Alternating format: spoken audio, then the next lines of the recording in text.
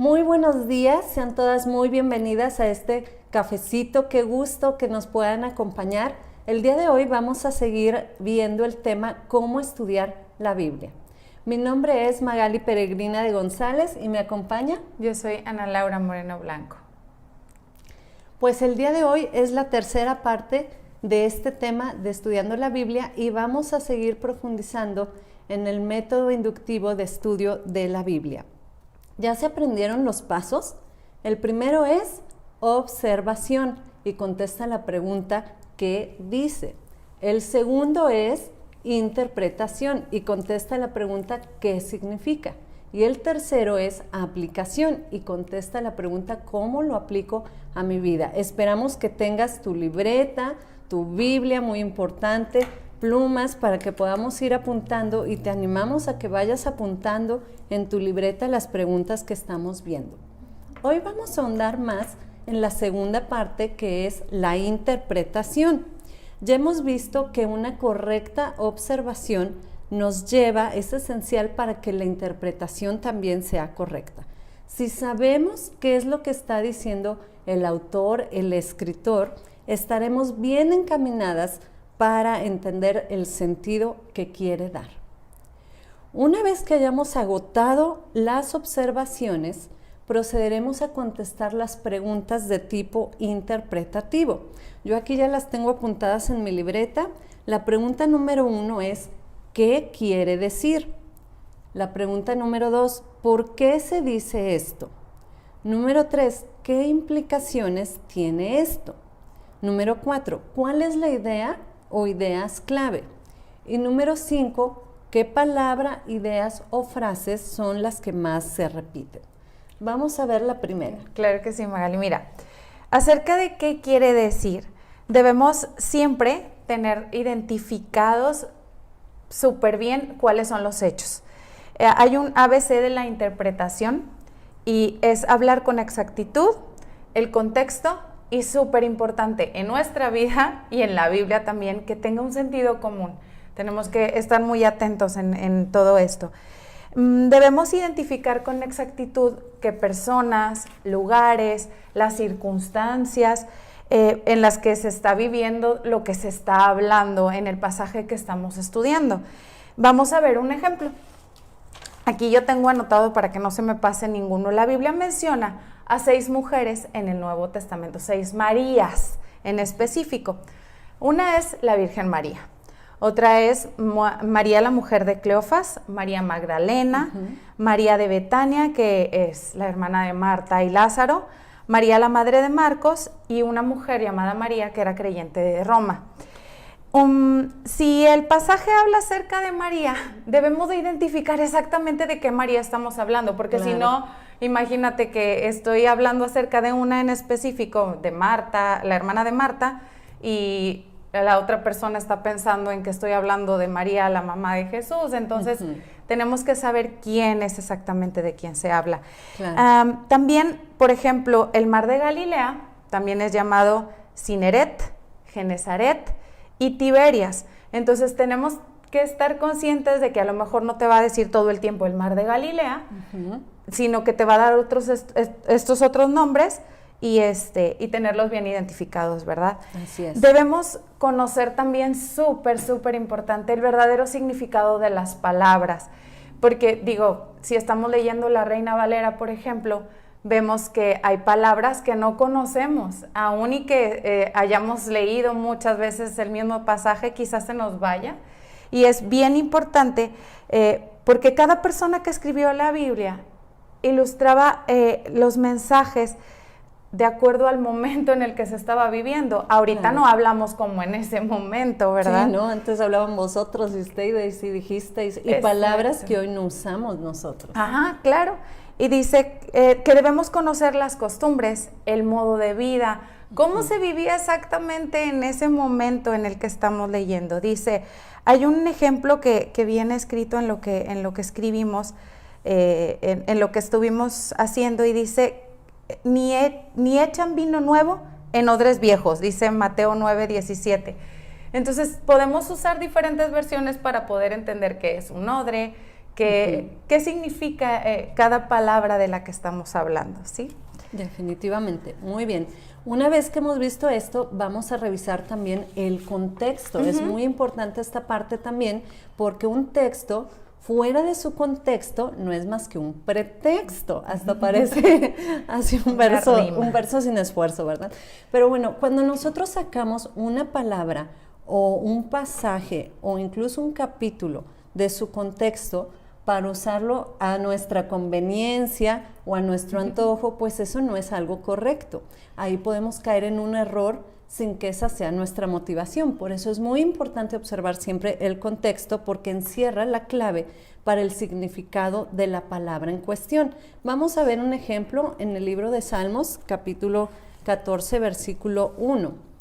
Aquí, por ejemplo, en este versículo dice, no hay Dios, se menciona no hay Dios, pero no podemos sacar solo esa frase. El versículo completo dice el necio en su corazón, no hay Dios, se han corrompido, hacen obras abominables, no hay quien haga el bien. Pero estamos hablando de que dice el necio, no hay Dios. Y cualquiera que diga, no, pues la Biblia dice que no hay Dios, y lo declara, y como la Biblia es verdad, no hay Dios.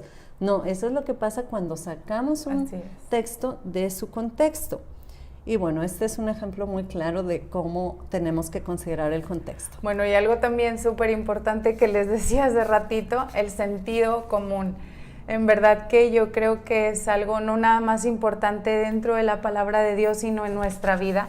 Y si nosotros no lo estamos viviendo, no vivimos con sentido común, entonces sí vamos a tener muchas complicaciones, ¿verdad? Así es. No debemos buscar en la Biblia una explicación mágica, o no todo es así como algo extraordinario. También hay cosas muy simples que Dios nos quiere hablar así, tal cual. Para interpretar la Biblia debemos tener sentido común.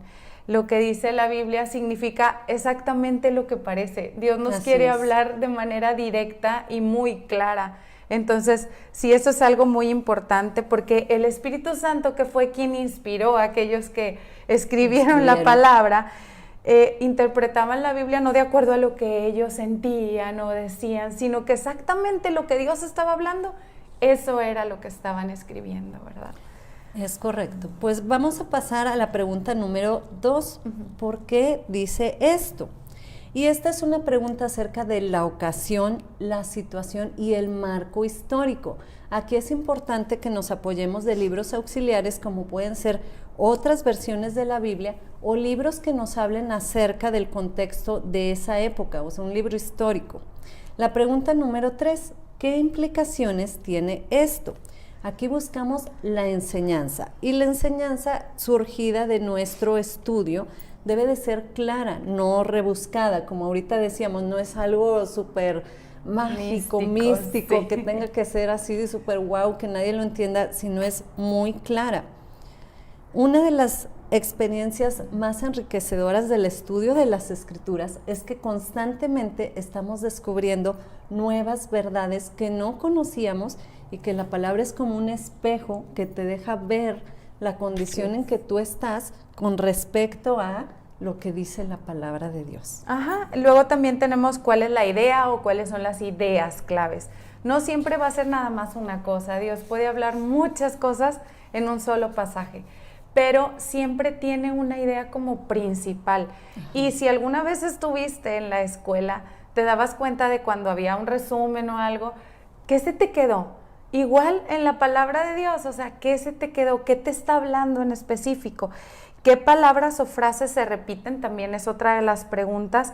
Y cuando hay una palabra o una frase que está ahí una y otra vez, yo creo que es Dios queriéndote hablar en específico acerca de esa palabra, ¿verdad? Entonces vamos a ver un ejemplo. Nos ayuda Magali en Mateo 5, del 14 al 16. Vosotros sois la luz del mundo. Una ciudad asentada sobre un monte no se puede esconder, ni se enciende una luz y se pone debajo de un almud, sino sobre el candelero, y alumbra a todos los que están en casa. Así alumbre vuestra luz delante de los hombres, para que vean vuestras buenas obras y glorifiquen a vuestro Padre que está en los cielos. Bueno, nuestro primer paso es la observación. Y contesta la pregunta, ¿qué dice? Vamos a ver parte por parte qué dice. Primero dice, vosotros sois la luz del mundo. Una ciudad asentada sobre un monte no puede esconderse. No se enciende una luz y se pone debajo de un almud. La luz se pone sobre un candelero y alumbra a todos los que están en casa. Que vuestra luz alumbre delante de los hombres, para que vean vuestras buenas obras y glorifiquen a vuestro Padre que está en los cielos. Eso es literalmente lo que dice. La segunda pregunta es, ¿quién lo dice? Bueno, en mi Biblia pues está muy fácil porque todo lo que dijo Jesús viene en rojo y como aquí viene en rojo, Jesús lo dijo. ¿A quién se lo dice? Bueno, la respuesta está al inicio del capítulo, en el versículo 1, dice, viendo la multitud, subió al monte y sentándose vinieron a él sus discípulos. Se los dice a una multitud y a sus discípulos. ¿Y dónde lo dice? En un monte. Esto es parte del famoso sermón del monte. Ok, bueno, algo que es bien importante y yo no sé si a ti te pasa, pero a mí me pasa mucho que cuando no entiendo una palabra es como tener comezón. Sí. No puedo dejar de buscarla porque necesito saber qué me está diciendo, qué significa la palabra. Porque si no sientes que no entiendes, que te pierdes algo, ¿no? Sí, necesitas saber exactamente de qué te está hablando. Para esto te sirve, pues, tener varias versiones de la Biblia, ¿verdad? Tenemos el celular a la mano siempre y es algo muy práctico, pero también en físico es algo muchísimo más bonito. Ay, digo, a lo mejor yo soy un poquito más antigua, entonces por eso me gusta más usar la Biblia, rayarla, hacer apuntes. Sí, y aquí yo vi la palabra almud, que ya anteriormente la había buscado y me acordaba que era algo así como una canastita o una cajita. Y al buscarla dice, es un cajón de madera empleado para medir granos. Entonces, un almud, imagínate un cajón, una canastita, algo que puede servir para tapar algo también o para meter cosas, ¿verdad? Puedes leer Nueva Versión Internacional, Nueva Traducción Viviente, Dios habla hoy, La Reina Valera. Traducción Lenguaje Actual. Sí, y todas te van a hablar del mismo pasaje, pero con diferente lenguaje, ¿verdad? Entonces, yo puedo entender que no se enciende una lámpara. Vamos a saber que en ese entonces usaban lámparas de aceite, ¿verdad? Sí. Lámparas que tenían que prender con fuego, no como las que tenemos nosotros aquí, que nada más le damos un switch y prendemos. Y se pone bajo una canasta o bajo un cajón. Eso es lo que nos está diciendo. Ahora que ya estamos observando, dice, bueno, puedo leer otras versiones para entenderlo mejor. Dice, ustedes son la luz del mundo, como una ciudad. Esta es Nueva Traducción Viviente. Okay. Ustedes son la luz del mundo, como una ciudad en lo alto de una colina que no puede esconderse. Nadie enciende una lámpara y luego la pone debajo de una canasta. En cambio, la coloca en un lugar alto donde ilumina a todos los que están en la casa. De la misma manera, dejen que sus buenas que sus buenas acciones brillen a la vista de todos para que todos alaben a su Padre Celestial. Dios habla hoy, dice, ustedes son la luz de este mundo. Una ciudad en lo alto de un cerro no puede esconderse, ni se enciende una lámpara para ponerse bajo un cajón. Antes bien, se la pone en alto para que alumbre a todos los que están en la casa. Del mismo modo, procuren ustedes que su luz brille delante de la gente para que viendo el bien que ustedes hacen, todos alaben a su Padre que está en el cielo. Entonces ya entiendo que no puedo prender una lámpara y taparla porque ¿de qué me va a servir? Ahora, otra cosa que yo pensé que a lo mejor es Ana Laura en su cabeza, ¿verdad? Que cuando nosotros haciendo experimentos en el colegio, ¿verdad? Si tú tapas algo y le quitas el oxígeno, esa luz se va a apagar. Entonces, no nada más la escondes, ya la apagas también. Eso es algo que yo dije, wow, Señor, o sea, no la puedo tapar, porque aparte de que la estoy tapando y no estoy dejando que alumbre a mi alrededor, estoy haciendo que se apague y a fin de cuentas se va a apagar. Así Entonces, es. no hay que hacer eso. Muy bien. Bueno, pues ahora vamos al segundo paso, que es Ok. la interpretación. Y responde a la pregunta, ¿qué significa? Bueno, aquí lo primero es que nosotros como hijos de Dios somos la luz de este mundo. Así es. Y luego dice, una ciudad asentada sobre un monte no puede esconderse. Como hijos de Dios, nos notamos. Igual que la luz, nuestra manera de vivir es notoria. Y hay un versículo que dice que tenemos una nube de testigos alrededor nuestro. Si nosotros tenemos una manera incorrecta de vivir, van a pensar que todos quienes aman al Señor somos iguales. Y no es así, ¿verdad? Así es. Otra cosa que podemos interpretar aquí es que si así como no se enciende una luz y se oculta, nosotros no debemos estar ocultos, nosotros debemos alumbrar. Así es. Y debemos de ser testimonio a quienes tenemos cerca. Ahorita platicábamos de eso y decíamos, bueno, ahorita estamos en nuestra casa resguardados, no debemos salir, no debemos estar de visita en otros lugares. Entonces, ¿dónde voy a hacer testimonio primero? Con los míos, en mi casa, mis papás, mis hermanos, mi esposo, mis hijos. Ahí es donde debo comenzar todo. Y digo, ahora tenemos algo bien fácil y muy padre, usar las redes sociales y todo eso, y puedes también ser luz hacia afuera, pero primero en tu casa con los tuyos. Así es. Y también que nosotros debemos mostrarnos como hijos de Dios delante de todos. O sea, nos toca convivir por el trabajo, por ejemplo, con nuestros compañeros, nuestros jefes, etcétera. Mostrarnos delante de todos como luz. Y que nuestra manera de vivir haga que ellos quieran buscar a Dios. Porque sí es bien importante que nosotros, reflejando la luz de Cristo, hagamos que otros se interesen y vean así como que algo tiene distinto, que es. Sí, que les llamen la atención y que digan, yo quiero eso. Exactamente. Muy bien, pues vamos a pasar a revisar el contexto.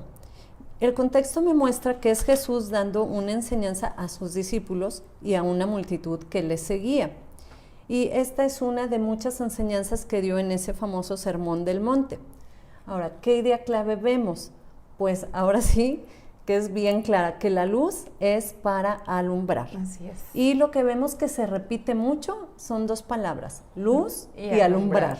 Claro. O sea, eso es lo que más se repite y creo que queda muy claro el sentido de este pasaje. Así es. Bueno, una manera de aplicarlo, es bien importante saber cómo lo voy a aplicar a mi vida diaria, porque sí, es muy padre leerlo, muy padre estarlo viendo ahí en la Biblia, pero ¿cómo lo aplico en mi vida? Digo, no se puede quedar nada más ahí escrito, Sí, ¿verdad? claro. Aprendo que Dios me dice que yo, al ser su hija, soy como una luz para muchos otros, ¿verdad? Que aquí puse yo una anotación, dice que puedo iluminarles y guiarlos hacia los pies de Cristo. Eso es algo súper importante. Muy bien. Otra cosa, otra aplicación es que no debo avergonzarme, que no debo esconderme, como dicen por ahí, ser cristiano de la secreta. No. O sea, que nadie en tu trabajo sabía que tú eras cristiano, hasta que llegó alguien y empezó a compartir y tú le dijiste, oye, yo también soy cristiano, y el otro nunca lo había notado, ¿no? Y debo ser testimonio para el que tengo cerquita. O Sí, sea, claro. primero así como que al cercano y hablarle, como les dije hace ratito, a mi familia. Sí. Pero también a mis compañeros y demás, ¿verdad? No nada Así más es. dejarlo ahí. Sí, debo vivir una vida congruente de lo que yo creo. Y así todos van a saber que no es como que algo nada más de la puerta hacia afuera. Debo vivir a Cristo, ¿verdad? Muy bien. Pues otra aplicación es que mi carácter refleje la luz del mundo, es decir, que refleje a Jesús. Una meta que tenemos todos es poder tener el carácter de Cristo, es llegar a la estatura de Él, como dice también un proverbio, dice que los justos son como la luz de la aurora que va en aumento hasta que es perfecto. Entonces nuestra meta es parecernos más a Jesús. Así es. Y bueno, también si vemos, estamos ya en el tercer punto, que es la aplicación, y para hacerlo así como ya más práctico, bueno, pues a mí, por ejemplo, Dios me está mostrando que puedo hablarle de él a mi amiga Rocío, por ejemplo, que es alguien a quien pues he invitado a escuchar los cafecitos, la he invitado a las reuniones de mujeres y así, pero como ya directamente decirle tal cual que Jesús la ama y que tiene un plan para su vida y que Él puede hacer algo diferente en su vida. Y saber que estás haciendo lo correcto y no lo que los demás te están diciendo, porque claro, Dios es quien te habla a ti y te dice que lo hagas, ¿verdad? Directamente. Así es. Y que no se trata también de hablar como todos, porque eso es también algo muy típico, ¿no? O sea, estoy en la iglesia, hablo como los de la iglesia. Pero ya llegué con mis cuates de la escuela o estoy en la oficina y así como que dices, no, bueno, acá en la oficina voy a usar otro lenguaje. O sea, no, tenemos que ser los mismos donde quiera que estemos porque al final Dios nos ve todo el tiempo y necesitamos ser luz. Por ejemplo, si tú acostumbras orar antes de los alimentos, pues a mí me ha tocado muchas veces por el trabajo, pues comer con los compañeros de trabajo y así.